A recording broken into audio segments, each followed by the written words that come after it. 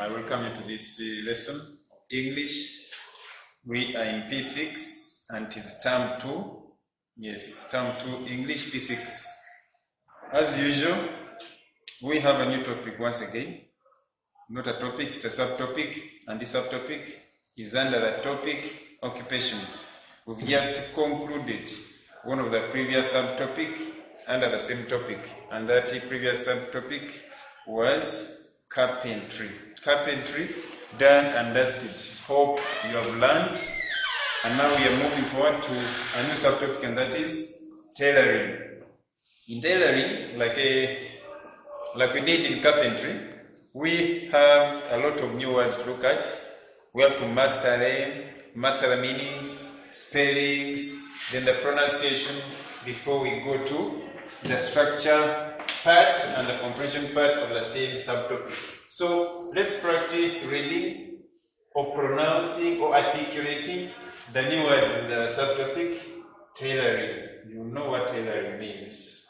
Yes, the act of making garments using clothes, sewing machines, sometimes even needles. Yeah, but needles are becoming old-fashioned. Nowadays, it is sewing machines, factories.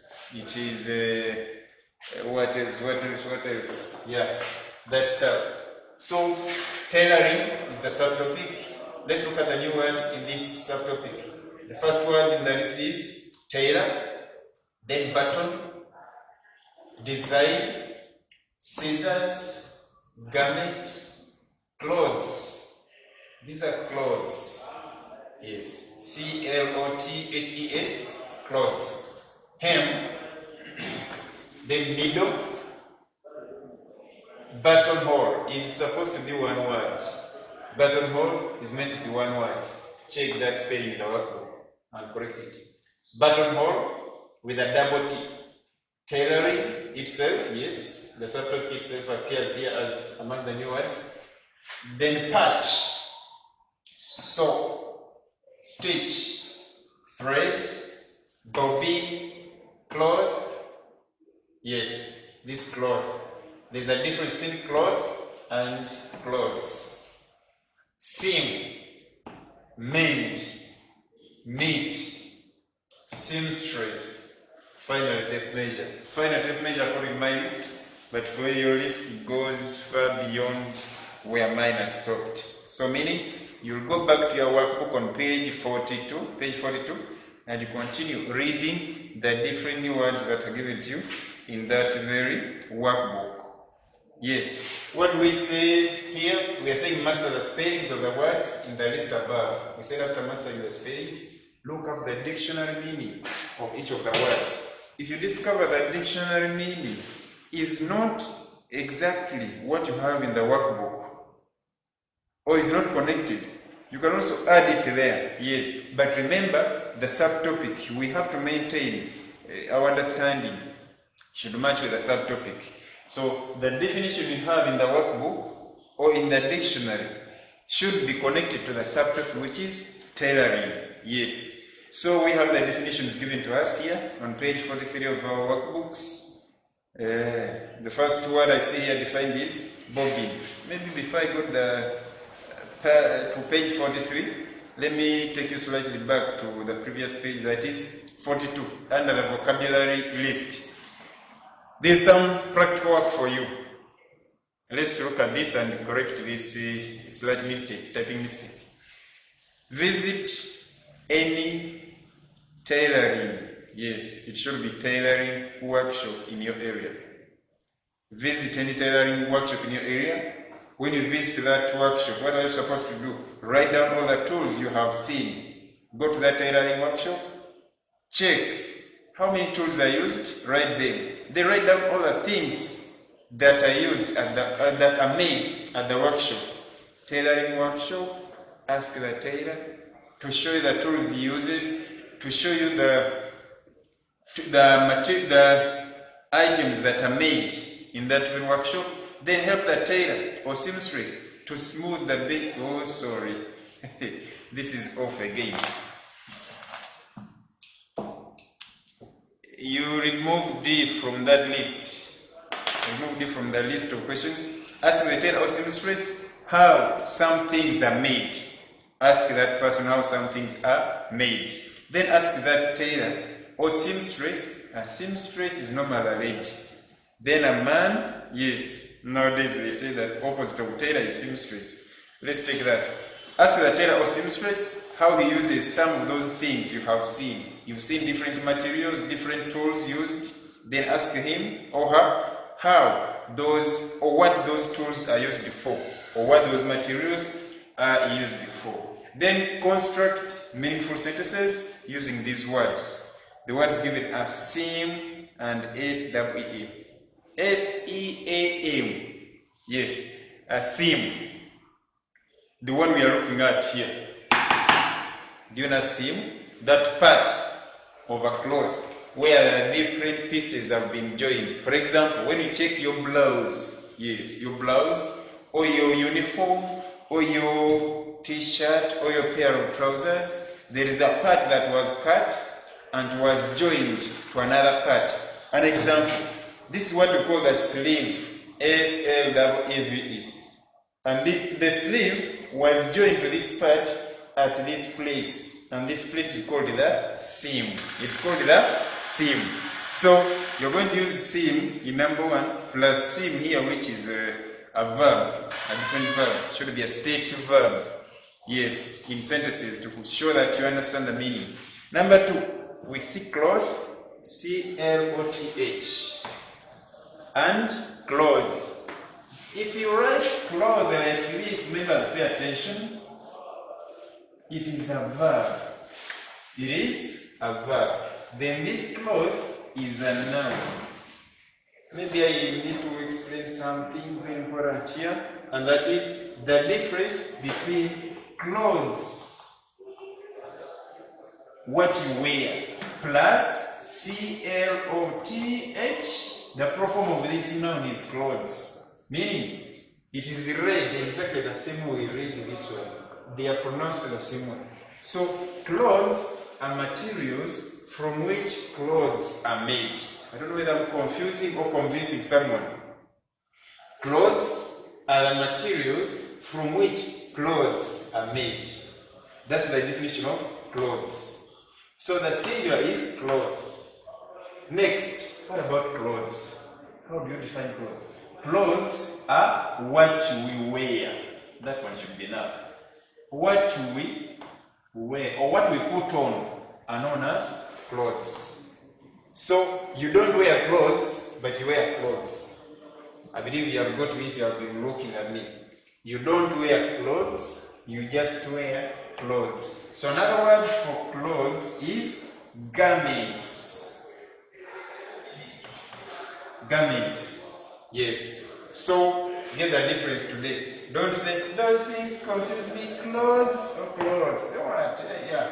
Such stuff. Tomorrow you'll find this meaning a cloth used for a specific purpose. For example, the one you lay on the table before you serve meals is known as a tablecloth. It is not for putting on. That's why it is, we say it is used for a specific purpose. It is also a cloth. Okay, let's look at the activity we have about that, and that is an exercise on page 42 and 43. Page 42 and 43 stretches. There are only 3 questions, but each question has 2 answers. Okay, number 3 was knit and knit. Yes, you normally knit sweaters. Knitting is done when making sweaters. Major, which are trying to talk about. Okay, try to use your dictionaries to get the meanings of those given words. Next, do not ignore the definitions that are given in the workbook on page 43. You need to read them. Check how the different words were used in sentences. Yes, you learn a great deal. So on page 44, where we see another activity, where you are told to use the correct form of the word in brackets to complete the sentences. My jacket has only 3 button words. Brackets we have a hole, that should be holes. The tailor was dash the cloth using a pair of scissors. That is cutting. This word is so in number 3, the word in brackets is S-O-W. I mean S-E-W, and that is so. If you love music and you love tailoring, you love to learn the correct pronunciation of this word. So listen to this song of Dolly Parton, Coat of Many Colors. When you listen to that song, you will get the exact meaning, the exact pronunciation of the word. So, yes, it's a beautiful country song. Try listening to it. You'll get the exact pronunciation of the word S-E-W. Next, on page 44 still, complete the following. We now have tables that show different verbs, and most of these verbs are commonly used in tailoring. Yes. How do they change to everyday tense? How do they change to ing form? How do they change to past tense or past participle? So we have our table A, table C. This is table B, sorry. The teacher called it table B, but it's the first table. Complete the following. We have finish, which changes to finishes, then finishing, and finally finished. And that is the first verb. Next, patch. What do you think comes after that in the ing form? It turns into patching. Or patches first, then patching, and finally the past tense, patched. Check this H-E-M, that is hemming, or hems, plus hemming.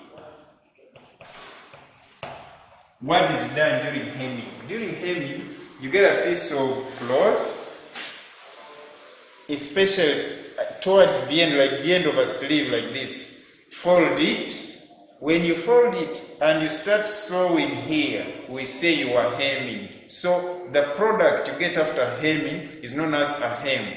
H-E-M. That is a hem. So if you touch the hem of your blouse or your shirt, if the teacher told you to touch the hem of your shirt, you would only touch this part. Simple as that. The part that is cut and folded and sewn, that is a hem. The act of making a hem is hemming, double M-I-N-G. Why? We have a consonant, a vowel, and a consonant. That explains why we need a double M. What next here? Complete the list of verbs.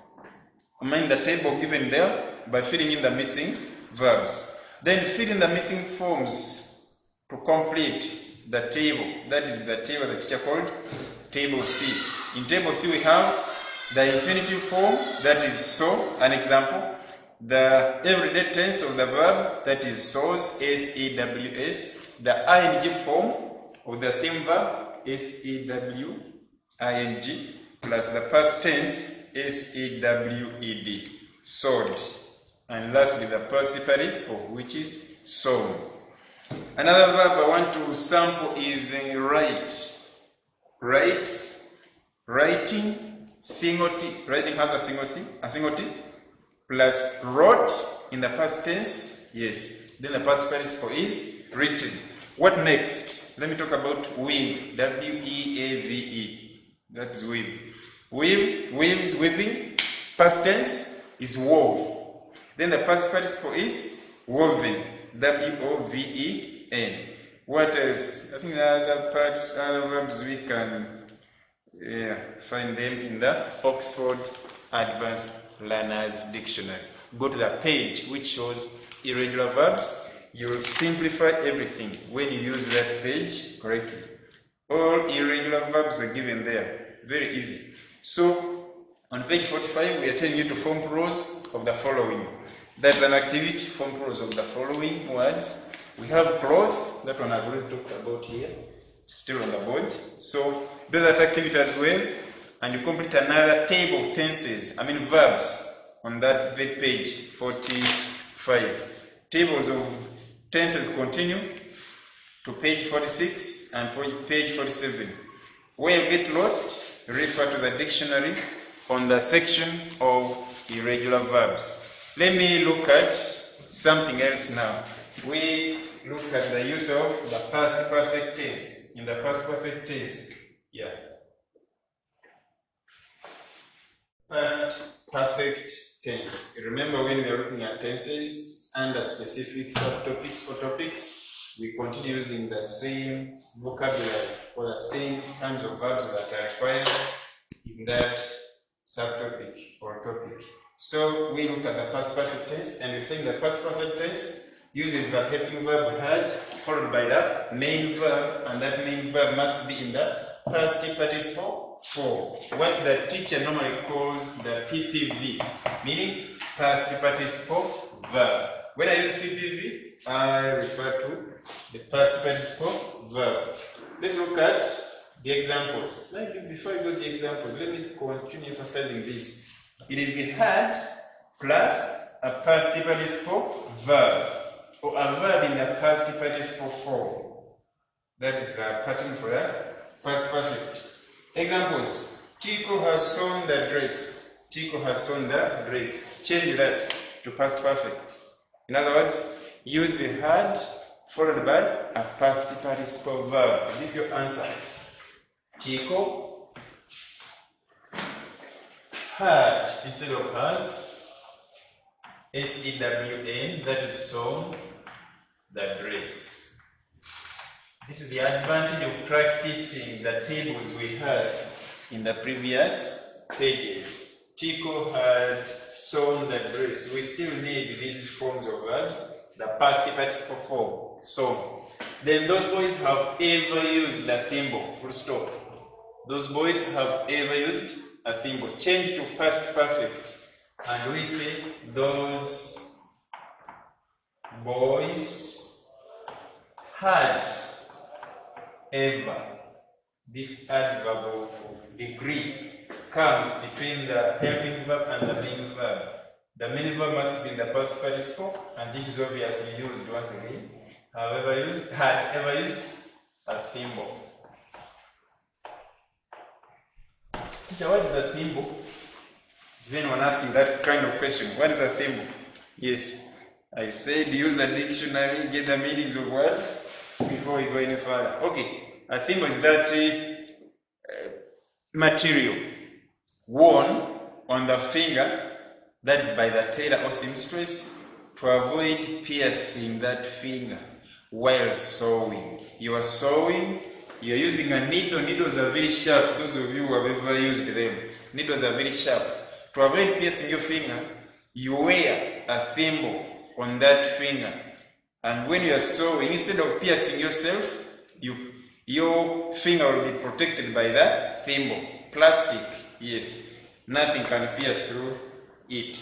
No needle can pierce through it, and you get hurt. So it protects the finger from being injured, pierced using the needle while sewing. That is a thimble. Okay, those boys had ever used a thimble. That is our answer in the past perfect. Do we have any activity about this? Obviously, yes. The activity is on page 47. Go to page 47, then answer that activity using the knowledge you have got from those two examples as used. We saw only 8 questions you are supposed to answer in the past perfect.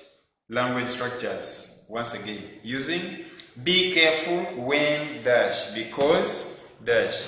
Do I need to say much about this? Okay, stitching the cloth, use these ideas given to construct sentences using that pattern. We are on page 48.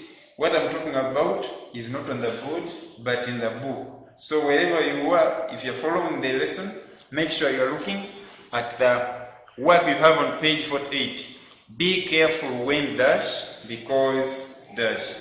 We have the ideas that are given to us. I'm taking you through these examples now, like stitching the cloth, then hurting the finger. Our answer is be careful when stitching the cloth because you may hurt the finger.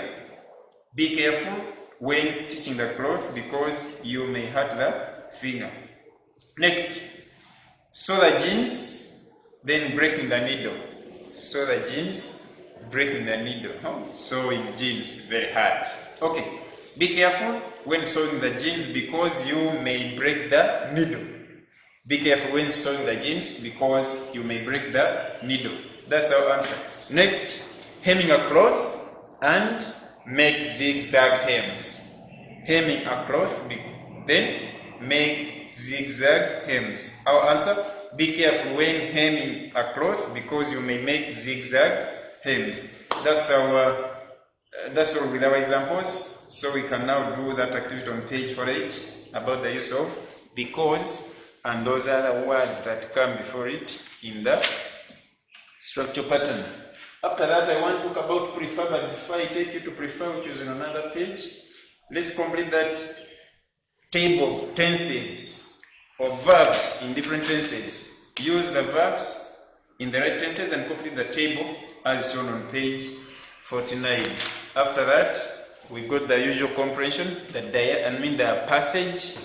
You read it with care, then answer the questions that follow in full sentences. Not forget to punctuate your answers. Answers that are not punctuated are only good for crossing. Teachers will have no mercy when dealing with such. They need answers that are well punctuated. You want marks, you want to pass English, you need to learn to punctuate work. Then answer according to the tense. The question is in the present simple, answer in the present simple. But when I look at this, some questions are in the present, others in the present perfect, then others in the present simple. So you have to follow those different tenses that are given in the questions and you answer meaningfully to get marks. Suggest a suitable title to the passage. Suggest a suitable title to the passage. You read the passage, after reading it well, you can think of a suitable title. When suggesting your title, as I normally tell you, do not use full stops. We do not use full stops in titles of passages, poems, or adverts. You do not suggest titles and you put full stops. Full stops are reserved for other sentences, not titles. So you go to the use of prefer.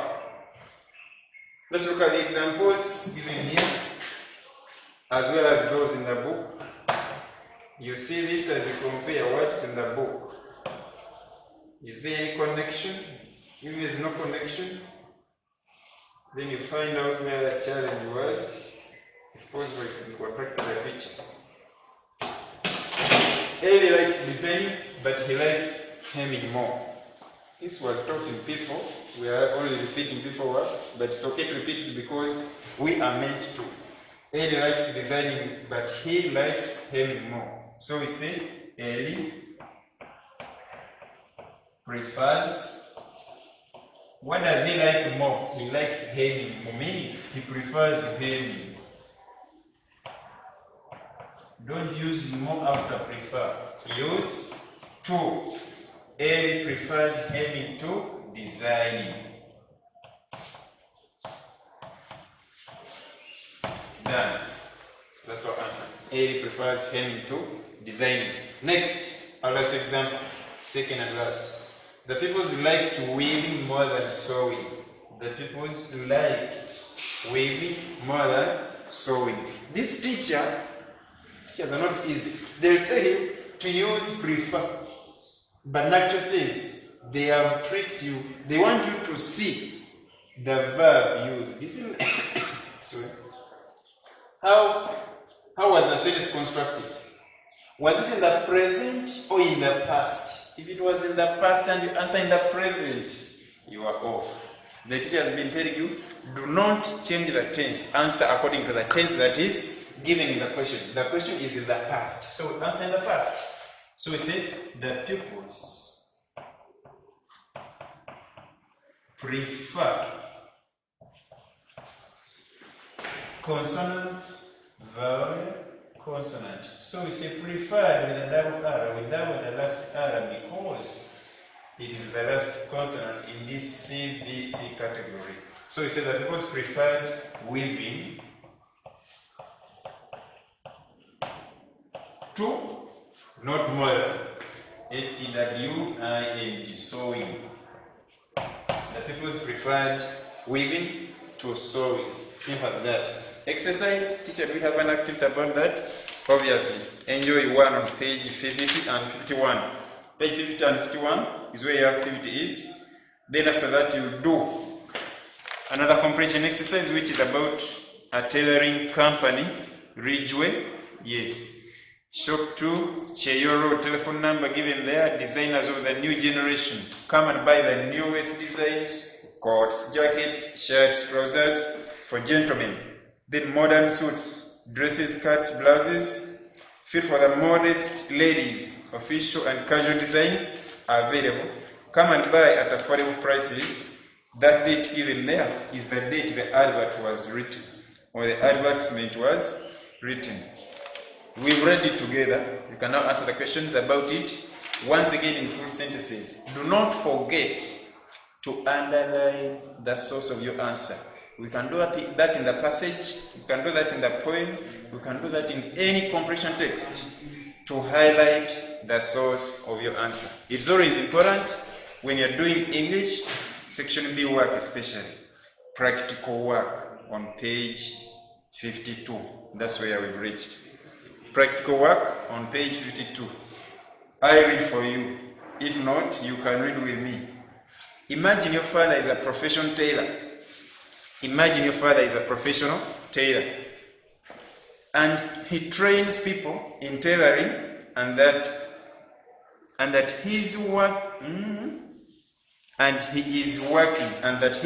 from Zana in Tebe Road.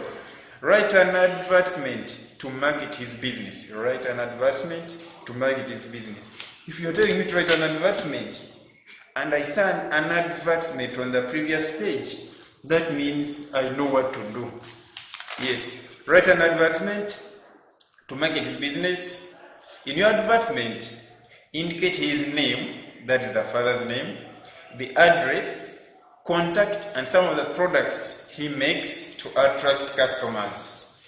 Yes, make that wonderful advertisement for your father's company, being a professional tailor, and advertise so that he gets more customers. We advertise to get more customers.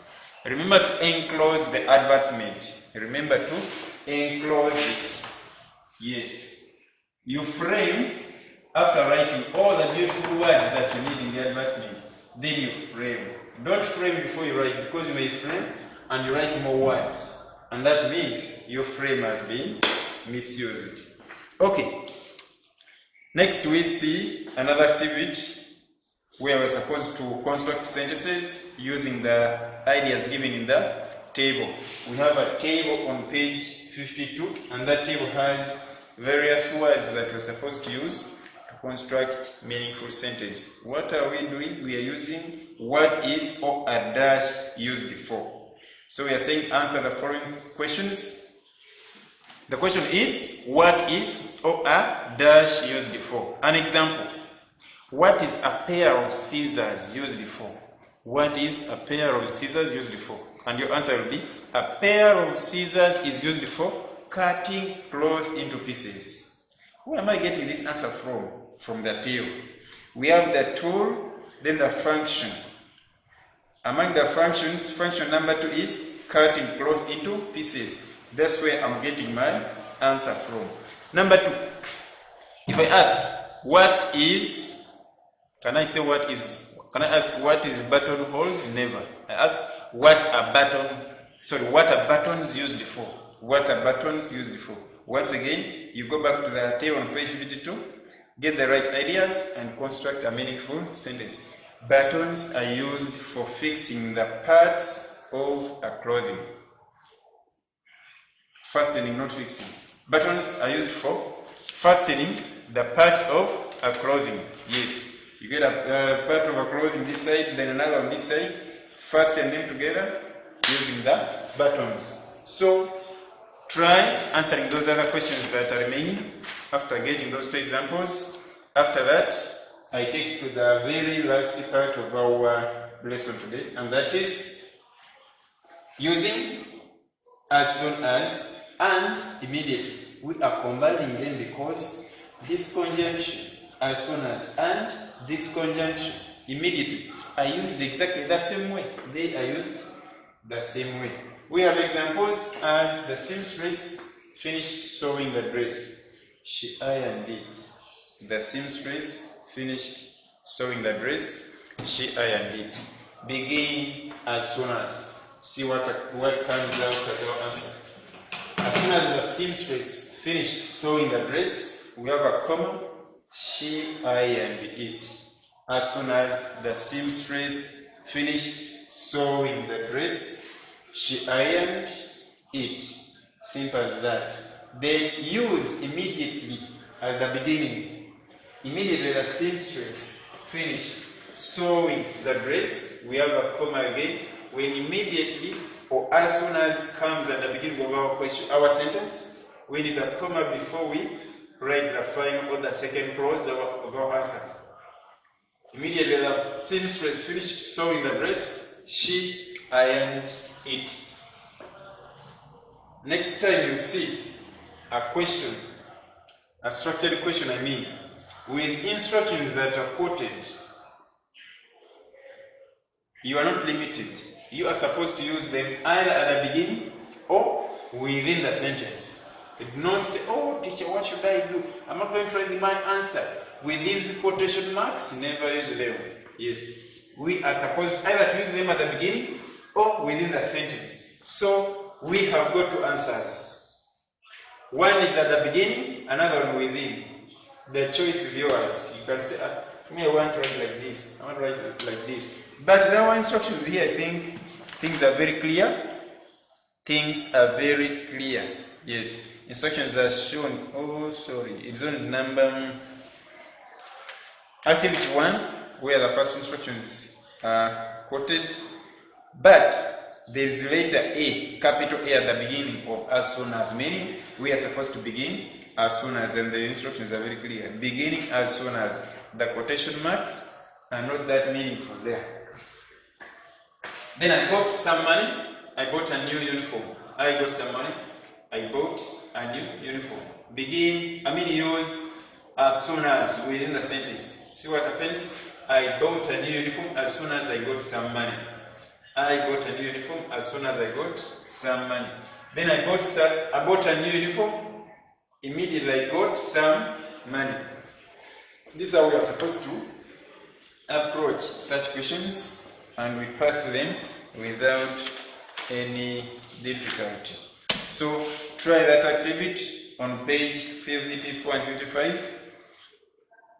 Various activities with clear instructions given to you. Do them as instructed. Next, try that Jamboard story on page 55. You number properly, you write sensibly, and you punctuate well so that you avoid losing marks. What next? Baking. The next time we meet, the discussion will be about baking. Do not miss. See you next time. Stay safe. This is English.